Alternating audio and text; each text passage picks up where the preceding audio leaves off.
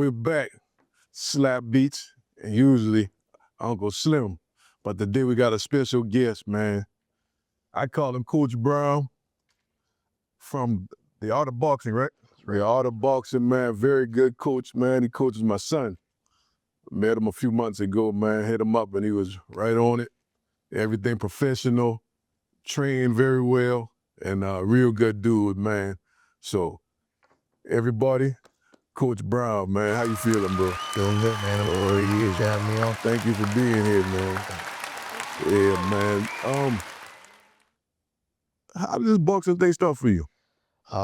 Boxing itself, well, boxing started for me some years after I had already been fighting in mixed martial arts. Oh, okay. I saw those big punching bags. I was wondering about that. Yep. So I started off with doing jiu-jitsu and went from that into doing some kickboxing and migrated into doing MMA after I saw it on TV. I saw it on TV after I went to college, man, and came home, saw a gym, and was like, all right, I gotta go try it. Tried it out and loved it, you know. Yeah, I need to get with you on that because he want to do some of that too, some MMA. It's a lot different. So. Oh yeah, Crawford said, yeah, we can box all day, but you gonna know the difference when you get with a wrestler, or you know what I'm saying? You gonna know the difference, man. That's a fact. Yeah. So where'd you grow up at? I grew up on Johns Island. Oh, okay. On Johns Island, right here from Charleston, man. Oh yeah. You know, I'm born up north, but that's all I know. Oh, okay. What part up north? Up in New York. Oh, okay. Yeah, I got family out there. Yeah, I got a lot of family up there. Yeah. So born there, came down here when I was like 2 and grew up right there on Johns Island, man. Oh yeah. Country boy playing football every day. Oh yeah, well, you know. So Johns Island in the sports. Were you into boxing at a young age, or you just And fighting in the yard. Right, yeah. Fighting in the yard. Yeah, that's how we came up for real. Yep. Older cousins, and you know how it is growing up watching the old karate movies. Right. Where those joints with pops and thinking I could do the same thing, go out in the yard and we try to act out what we see on the movies. Yeah. So it's always been there for me. I always wanted to do it. Right. Since I was younger, but it wasn't anything like that around when I was growing up. Yeah, I think we only had one, maybe. Only one I really remember was Hollywood, to be honest, downtown. That's the only one and yeah, we weren't really. I remember they used to have the fights at the Plex, and but every once in a while, I don't remember it being a consistent thing like that. But that was a nice little thing they had a few weeks ago. The fight at the Building 64. Oh, with the pro fights. Yeah. Yeah. I wouldn't mind, seeing some more of that come down here. Yeah, and that was big, man, because that's Jerron Ennis, is one of the top guys in the boxing world, period, right now. So to have him come down here to Charleston and put on a show was huge. Yeah. So they already announced that they'll be back for another one. Right. Well, that's good. Yeah, that's good. Yeah, so that's good. We always got the amateur fights. Right. Yeah. Around here. Yeah. Actually got one next weekend. Okay. Well, right here in it's Charleston Boxing that's putting it on. Oh, okay. Gotta get the exact address for it, but yeah, next Saturday got a amateur event right here. Got a couple of guys from the gym competing in that too. So yeah. You said okay, so you said you got into it pretty much on your own, really. So nobody introduced you to the sport or nothing like that. Sport of boxing, yes. Right. Like my mentor introduced me to the sport of boxing. Okay. I hated boxing, to be honest. I didn't like it. I used to watch it and be like, it's boring. I don't want to do this. Right. MMA was just easier for me to understand. Right. And when I met him and I started learning it, it was like, blew my mind. I was like, man, these dudes doing all of this. It is an art to it, I couldn't see it. Yeah, right. I couldn't. If you don't understand it, you just think they just in there boxing and don't understand. Like you said, he was teaching them out there about the angles and what I'm saying, stuff like that, and understanding shots, understanding what's gonna come back when you throw one and all that type of stuff, your footwork. Yeah. Boxing is great. I always tell people, when it come down to like, people think about doing boxing or doing jiu-jitsu and stuff, and then like, self-defense. Right. And it's like, oh, cool, it can be used for self-defense, But at the same time, it's a lot more that go into it than just learning how to punch or learning how to kick, learning how to, wrestle. Because you gotta have that, you gotta make that mental decision. Right, for sure. For sure. You definitely gotta be, because you're going in there with some dogs. So you gotta understand first. You might not make it out here either. You know what I'm saying? That's a real mental thing. You're right about that. It's dangerous now. It's definitely dangerous.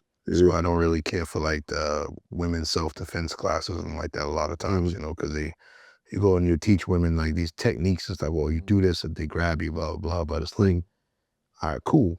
Then you show them this technique, but at what point in the class did they feel like they were in danger?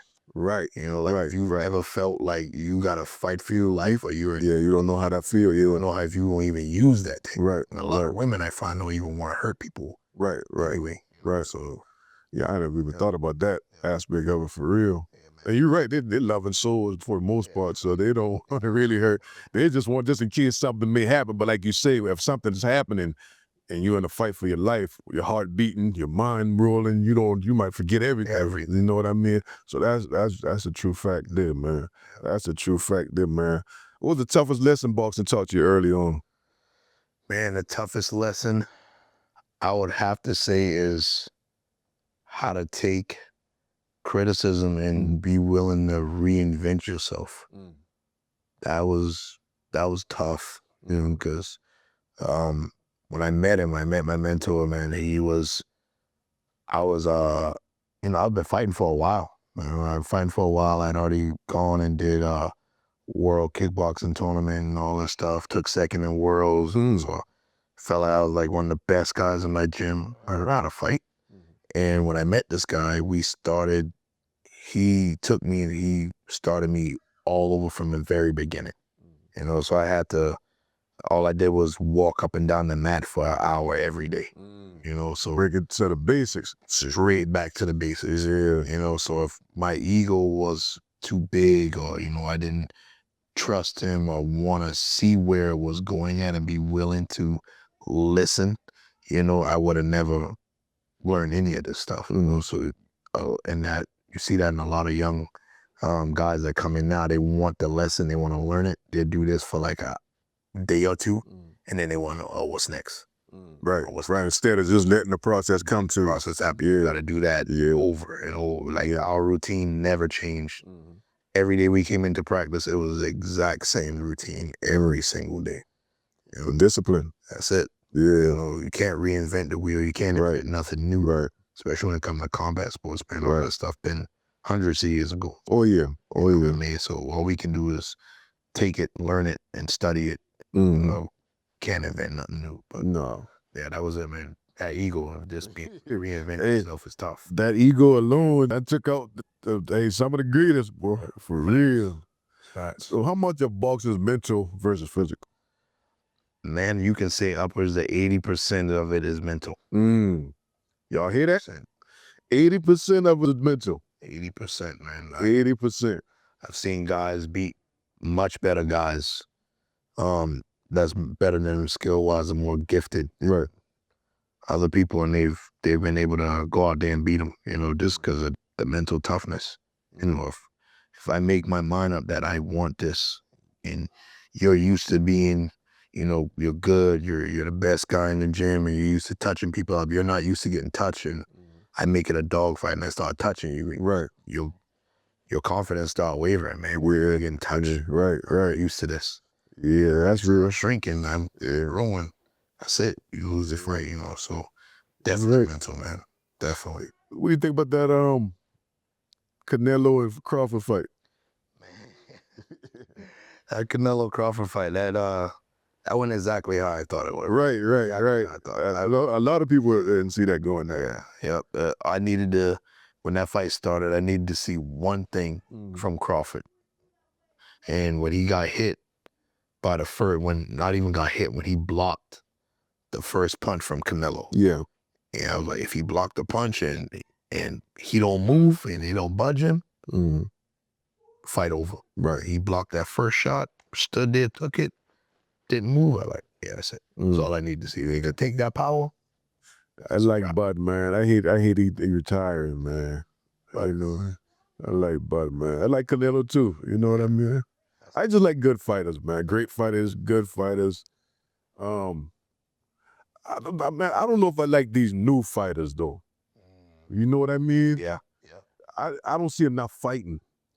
You know what I mean? And enough, like you say, putting it out there on the line. You know what I mean? Because that's what make you great. If you go in there with another great and y'all bang it out, you know what I mean? Most times they're going to give you a draw unless it's like Crawford, Spence. Right. You know what I mean? Which everybody knew Spence was hurt too. Yeah. So, I mean, honestly, I don't even take nothing away from Errol Spence, to be honest, in that situation. Because, No, he did his thing. yeah, and he was hurt, you know what I mean? Plus, Bud is just a great fighter at the same time. And I honestly feel like he could have did him worse if he wanted to. He wanted to. If You know what I'm saying? got him out of him. So I feel like he did what he had to do and still let him bow gracefully. Yeah, I You know what I mean? agree. But these new fighters, man, I don't know. Adrian Broner's, and he ain't no new fighter, but he's just, that man. I'll say this, that's the start. That's the start of that. That shit. is. You know what I mean? That's true. But that Adrian Broner mentality, man, you can't have that in boxing, man. No. You know what I mean? I used to like the twins. I don't know what they got going on. The Charlos,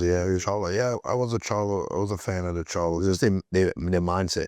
Right. I love their mindset, you know, and again, they're not their self anymore because of that mindset. Right. You know, so it's tough. It is tough. Man. Yeah. But yeah, I agree with you, man. There was the new fighters, you know, and I used to look at it from that aspect of it too, with the new fighters and look at the old school fighters. Mm-hmm. I used to watch the new guys and they look real sharp, technique look Right. beautiful, everything. And I go and I watch the old guys and their technique didn't look anything like this. I'm like, man, these guys don't look, you know, they're not as good as these guys. Right. Like, they done got better in boxing now, but now that I'm a little bit older and I've been studying it longer, I see the difference between the two, you know, like those old school guys. It's not that they couldn't do what the young ones are doing. Mm-hmm. Their mindset was more on fighting than it was on just the sport. Right. And also these guys now is like, me, it's more about the sport. How do I look? How do I look? Technique. You be a brand. Pretty and, you know what I mean? Like, Hagglers and them boys back in the day, they just going in. Yeah, they go in to fight. Going to hurt you. They been some ugly fighters. You know what I'm saying? But bro, I'll put you down in here if you clear around the wrong way. You know what I mean? And that's real. And that brings me to this subject. How do you train a fighter's mindset? You train well with a fighter's mindset, you know, and that's something that you have to build up. Okay. Slowly, you know, and everybody's going to be different. You know, Right. you might have people that come in there that just got confidence in themselves already, you know, but for the most part is building that person up. Because like something that my coach told me that stuck in my mind is like what they used to do back in the day. They would take a guy who came into the gym, they showed some kind of potential, they take them, they put them inside the ring, you know, they spar, they get beat up, you know, they leave the gym and then they see if they got it in them to come back the next day. Okay. You know what I'm saying? Okay. If they don't show back up, then You already know. that person is worth their time. Right. But that's not true, you know, because it just means that person didn't respond to that type of environment. Right. Like how the other one did. We could have lost some of the greatest fighters possibly of all time because of that method. So what I look at is taking a person and putting them into an environment that challenges them mentally and try to get them to their breaking point, but it's still controlled. Right. You know, so if I see them starting to freak out, then I can stop it. I can bring it back down a scale and, you know, talk to them. Hey, why were you getting like this? Why did you lose yourself in that moment? You know? Right. And you just keep doing that and you keep doing that and keep upping their level higher and higher and higher. Because it's like how we learned right back in the days, stress, right? How much stress can you take before you break? And I look at every fighter in that way, like all the way up to Floyd Mayweather. I look at him the same way. You know, Floyd know every inch of a boxing ring, comfortable in every situation, whatever, you know. What can you do to make Floyd Mayweather uncomfortable? Right. You can find anything to make him uncomfortable, then you would have a chance. if you can't do anything to make him uncomfortable, you don't win. And that's every fighter. Right. There's other people thresholds are just higher than Right. most. Right. You know what I mean? So, yeah. I want to ask something. How much fear is there before you fight? Before you get in the ring, you got a big fight. You know what I mean? It's fight night. You're getting ready to get in there. You in the back. How much fear is there right up until the point of the match? A lot. Yeah. A lot. You know, like, for me, it was once I took the assignment to fight somebody, that fear started right away. Right away in camp. Right away. Yeah. Because I'm worried about like what this guy is capable of, how hard is this guy training, you know, everything, everything. But it's good because what I found is like that fear, it made me train harder, you know, and it also allowed me to start visualizing the fight early, you know. So I started thinking, oh, what if he does this? What if he does that? You know, and I put myself in every situation, from me getting hurt, me getting knocked down, you know, everything I could possibly think of. But the one factor that was always the same in every single scenario was I always found a way to win. Right. You know, so I found earlier, if I put myself mentally in every situation I can think of within the fight in training, then if I end up in that spot in the actual fight, I've been there already. Right. You know, not fooling myself to be like, hey, I'm gonna go and knock this guy out in a minute. You know, and that's all I think about the entire time throughout the camp. And now when I don't finish him in that minute, oh, it's like a shock. Like, oh man, what's going on? We still fighting. I think that's how Deontay Wilder used to go into the fight. Wilder. I was just knock him out in the first minute, you know what I'm saying? Because he used to swing at me. He got that powerful right now. I ain't gonna lie to you. He knew it. And he depended on that powerful right. Yeah. He never developed a left. Yeah, man. So how do you help your fighters? You're the coach now. How do you help them with their fear before they go up into a fight? Same way, you know, I gotta give them the same advice. Visualization. Visualize the fight. Visualize every single thing you can possibly visualize throughout the camp. Beforehand, you know, training, taking your training seriously, and doing the reps every single day. You know, muscle memory is the most powerful thing that you can have going in, especially going into like your first fight. Because when you get in there and the fight starts, you're not gonna remember anything. Right. You're done. Everybody got this notion that they're gonna go into a fight and they're gonna do this and gonna do that. None that's gonna happen. I gotta guarantee that you're gonna do two things when you step inside that ring. Right, you're gonna throw a jab, you're gonna throw a cross, you might throw a hook. That's why, like in the beginning, all I do is train those three. Yeah, that's all you show him. That's all he works on right now. The jab, cross, and the hook. That's it. Jab, cross, hook. You know what I mean? Yeah. That's guaranteed that those punches will exist. You're going to throw a form of those punches when you get into a fight. You know, you think you're going to look for an uppercut and you're going to look for a left hook to the body, and none of that stuff. It's going to happen. He ain't gonna just let you get in there and do that to him. Yeah. You ain't even gonna see it. Right. I got you. Yeah. Think survival. Yeah. Just don't beat me up. Keep your hands up. I'm throwing, you throwing. That's all it's gonna be. You know, I've seen probably and I didn't believe it at first, but the biggest, what made me a believer, my coach there was this guy, that came in, we had a big gym back in the day. We had jiu-jitsu, all that stuff going on at one time. And this guy came to him, was a jiu-jitsu guy the whole time. Never put on gloves, never boxed with us, nothing. And he was like, hey, I want to do an MMA fight out of the blue, right? So, all right, cool. You know, your ground game is good. We ain't worry about that. We got to get your striking game up, right? So he came to coach and he was like, coach, all right, this is how we're going to train. He showed him the stance, showed him the basic 3 punches, right? Basic 6 combinations. After he showed him that, he did bag work every day. And we had this guy in our gym, probably about 6'5", big dude.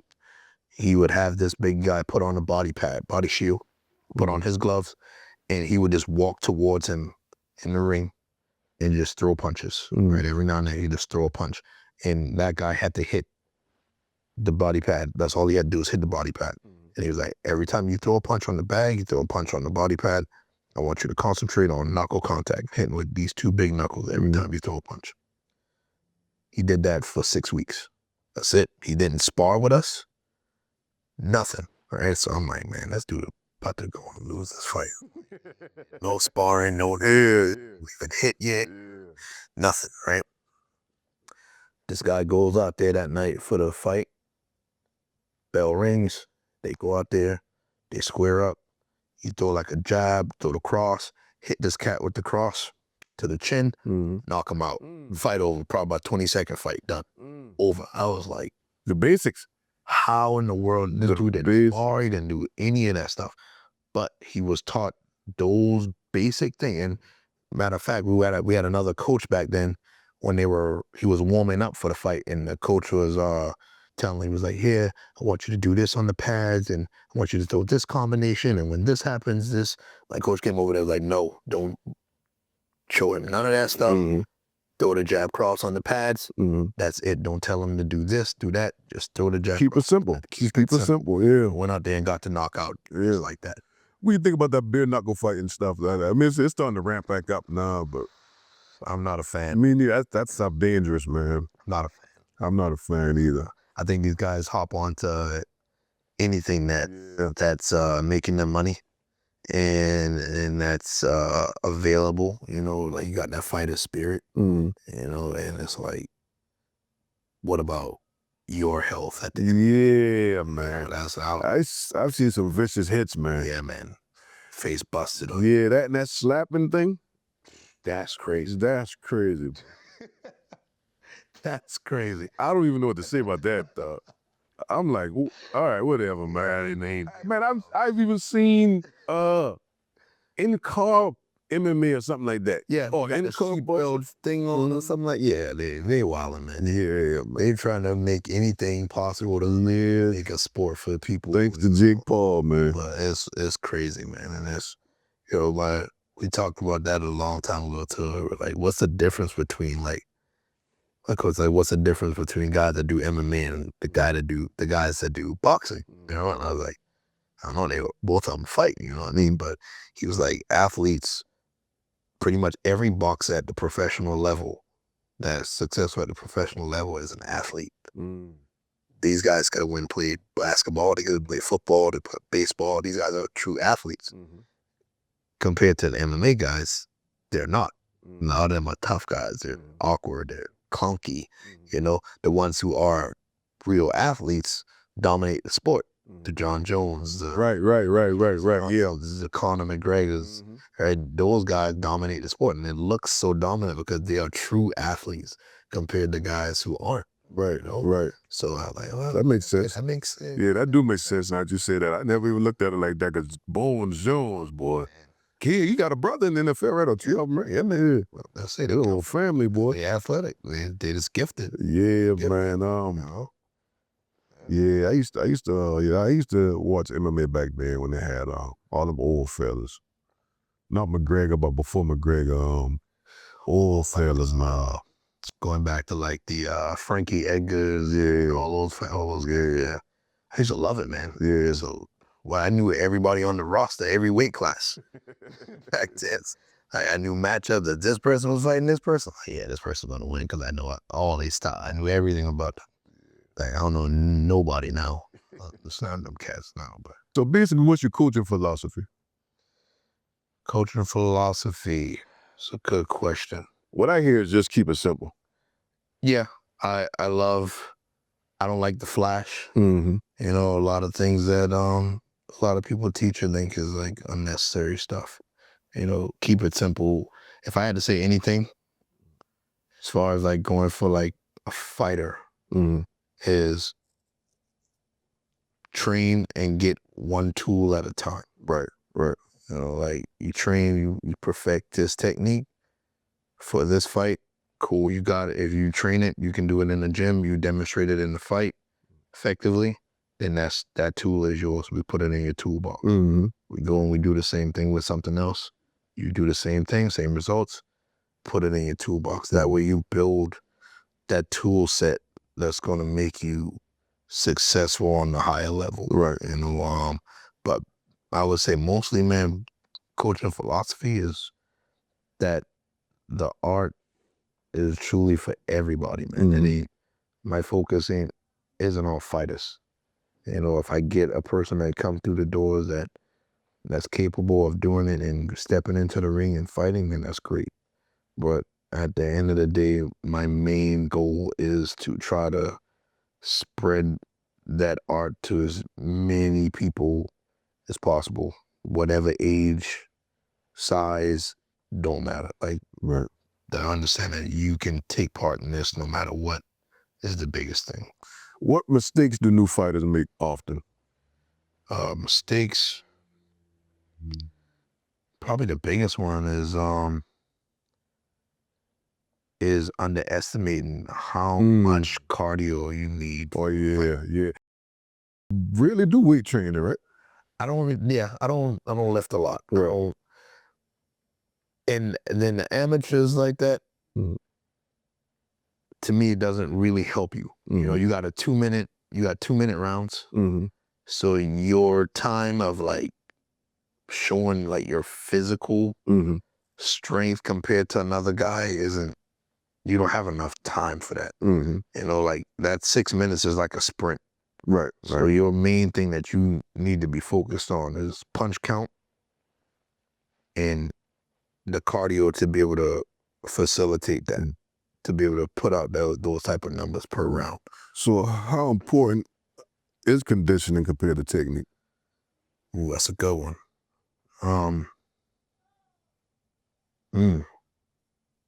I would say conditioning is, man, honestly, it might be more important than technique in the beginning of an amateur career in the beginning. You know, because I don't care how good you are if you don't got the gas tank. Yeah.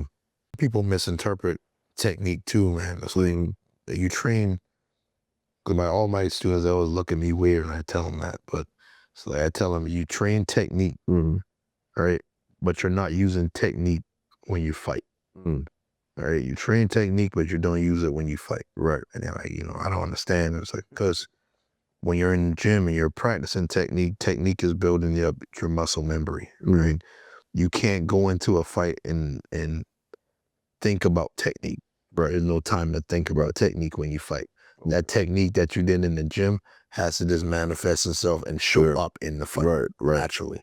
If it doesn't show up naturally, then it is what it is. You know, you can't go out there and be like, oh, am I throwing my jab right? Am I throwing my cross right? It just got to happen. You know, we always said, whatever you're giving in the gym, expect at least 70% of that when you go to fight. So trust your training. Trust your training. 70, whatever. If you look like crap in the gym, you want to be 70% of crap when you go inside the ring. You know what I mean? So always expect that efficiency to drop whenever you get in front of another person. I never even thought about it like that either. Yeah. So you watch even the pros, you watch them on the bag and watch them on the pads, they look totally different than when they're in the ring. You know, their technique looks different, how they fight look different. You know, people say like, oh, Floyd dropped his hand when he threw the jab. Right. You know, are they bringing their hand down when they do this? It's like, yeah, they are, because they're fighting. Right. They're not thinking about, oh, I got to do this, I got to do that. They're just fighting at that point. Yeah. You know, you worry about all of that inside the gym. Right. When you fight, you just got to fight. You got to fight, yeah. Yeah. So what's a typical training day in the gym? For me, for my guys, you know, I'm really big on jump rope. You know, you come in, do 15 minutes of jump rope right from the start. This is what I normally do for, like, especially the fighters and stuff. After your 15 minutes of jump rope, you grab some weights, preferably 3-pound weights, and we use those for shadow boxing. So it's shadow boxing. Yeah, all right. And those, I limit them to the jab on the first round of shadow boxing. Once you're done with that, then we go to doing some bag work. the first 3 rounds of your bag work is all jabs. You got no other punches except your jab. I try to limit them to that just to force them to start to use that. Use that jab, you know. Right. I know. It's important now. That jab is definitely important. Very, very important. And coming up when I was younger, before I met my coach, I knew what a jab was, but I didn't use it like that. Right. I wanted to throw out other punches. Those are more fun. Yeah, everybody want the pretty punches. Yeah, that jab ain't pretty too. That's man. I want to throw this. I want to know from a power. Yeah. Exactly. So I forced them to try to do that to get those reps and muscle memory in for this that jab. And then the next 3 rounds, they're allowed to start working on different combinations. You know, add in your cross, add in your hook, and a lot of what I try to train them for is situational stuff for them to understand and identify it for themselves. You know, I don't want to have to hold their hand and tell them this is this forever. I want you to recognize when this punch is available, when you should defend, when you should step. You know, so I'm in their ear and I tell them like, hey, look at this angle. You could have went here, or this could be coming back at you. You know, just to build up their mental capacity for the sport. You know, I've been seeing for everything online now. That's why I keep asking you if you want to get online, you know, do those little videos, whatever. I've been seeing a lot of people do it. What do you think about the social media as far as you using it to influence boxing? I like it. I like it a lot. For influencing, I personally hate social media. Right. There's a ton of time to make those videos and do all those things, and I'm like, yeah, I'm not great at it, but I do like it for influencing. You know, and that's how you reach out to the young. Yeah, you almost got to do it now if you got a business for real. Yeah, you got to show it, man. You know, so definitely I like a lot of, and just seeing, you know, you get to kind of look at, and if you're at a certain level mentally, to be able to identify like the art and identify what's going on, then you got the opportunity to look at so many different trainers and videos and stuff, and to be like, oh, I like this, or oh, this guy got a good point about that. You know, like, and it doesn't mean that you have to, because it's like a guy on YouTube that I like. It's this Russian guy, and he uses like the Soviet boxing style. Where he talks about their technique and how they deliver their punches, their footwork, all that stuff. I would never fight like them, but there's principles of his mindset or his training or his outlook on how you do certain things that are interesting to me. I'm like, oh, okay, you know, I can relate that, or I like that, and I can use that for myself, you know. So just, again, back to the beginning, the ego thing, and being able to be moldable and accept that your way isn't the only way. Yeah, that's just a life trait in general, man. If a lot of these boxing and sports, you know, things we learn, gyms we get, all life lessons too, man. Oh yeah, you know what I mean? Because that ego, well, we see it every day. We don't know if we just watch the news. We know ego played in a lot of that stuff. Yeah. You know what I mean? Yep. Especially with these little young kids, man. That's I'm trying to, not trying. I get the mind early, because I was brought up a little different, man. I'm pretty sure you were too. Yep. I can tell. You know what I'm saying? It was just, we were held to a higher standard in a lot of situations, man. That's it, man. It's just hard out here for these little kids, man. One of my drivers sent me a text message this morning. I'm gonna be late, man. I gotta go to this bus stop. I ain't trusting nothing. Sent me the text message. They were supposed to have a shootout at the bus stop yesterday. At the bus stop. It's crazy. In the neighborhood. School now. You know what I'm saying? School. The gang, little y'all, this high school. Well, I'm like, man, that's crazy, man. I don't understand, man. It ain't a video game, man. You don't get another life. No. One and done. Oh, man. Right, man. Back to the pros. Who you think carrying boxing right now? Since Crawford left? Yeah, that's shoot, man. Since Crawford left? Yeah. I gotta say the young boys, Shakur, yeah. Shakur might be the hardest right now. Shakur, they kind of bounce back and forth. Shakur, you know, everybody buzzing about Ryan's performance. that he just had against Barrios. Mm. You know, Tio kind of dropped down after Shakur beaten. Devin back on top again. You know, they're talking about Devin again. Ain't he? Yeah, yep. So you got those young boys carrying it right now. Yeah, they got to, man. In the They face got of it to. right now. Yes, and it's good though because they are willing to fight each other too. Yeah. You know, which is dope. So we'll get to see like who really is the top dog. Right, right. That out of that generation. Right. By the time it's all over. For sure, for sure. Tank, I know Tank getting in trouble. He just been quiet, man. You know what I'm saying? Tank always in something. Yeah, he always in something, but he can be good, man. I don't like him getting hit so much. Because he'll take the punch to get his punch in early in the fight. That's the only thing I don't like, because we don't see where that take you at down the road with a lot of the greats. You know what I'm saying? Yep. Tank is one of those guys, man. Tank calculates everything. Like, he take his time and he calculates the fight, you know, and see what his opponents are going to do on certain things. And once he's studied and once he's figured it out, then he turns it on. Yeah. You know, and one thing that people always overlook with Tank is his trainers. Yeah. His trainers, man, like, they're geniuses. Their fight plans for everybody that he's fought has been perfect. Especially like when he fought Ryan. I love their game plan with you like Ryan. It was beautiful. That was a great fight, man. Yeah. How do you handle fighters who don't listen? My method is sometimes you know, gotta let them learn on their own. Right. Gotta let them learn the hard way. Hey, yeah, you're right. Gotta let them learn It's certain sports you might want to listen to your coach. Yeah. And boxing is definitely one of them. You know what I'm saying? Like, and I'm pretty sure you done ran into a bunch of knuckleheads who feel like they're the baddest, the biggest, the strongest. Oh yeah. The most, boxing sound. But man, shoot, man, what's the worst knockout you ever seen? It could be. It don't have to be anybody you. For just worst knockout I've ever seen. Huh. That's a good question. It's a lot of them. But just the one you can think of. It don't have to be nobody specific. Oh man, I would. Tyson got a few. I would probably say, man, in recent years, man, I'd probably say Tank. When he got what's that boy he knocked out?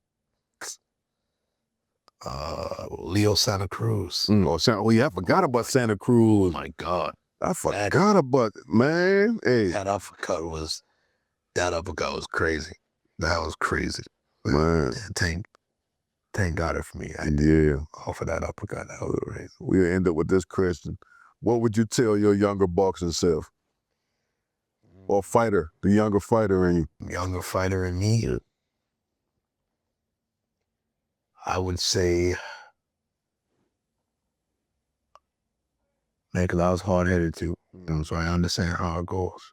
At a certain extent, I was always, I would listen, but there were certain little lessons in there that I would hear from my coach that it took me a while to grasp onto and what it was. One of them was simple.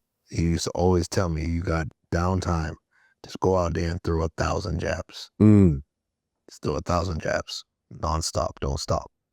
And, 1,000 sounds like such a huge number.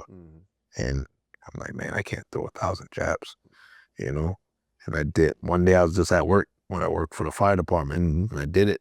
And it got to like 300 maybe. And my arm was just smoked, done. I kept going. And all of a sudden, the pain went away, and the jab was faster. It was smoother.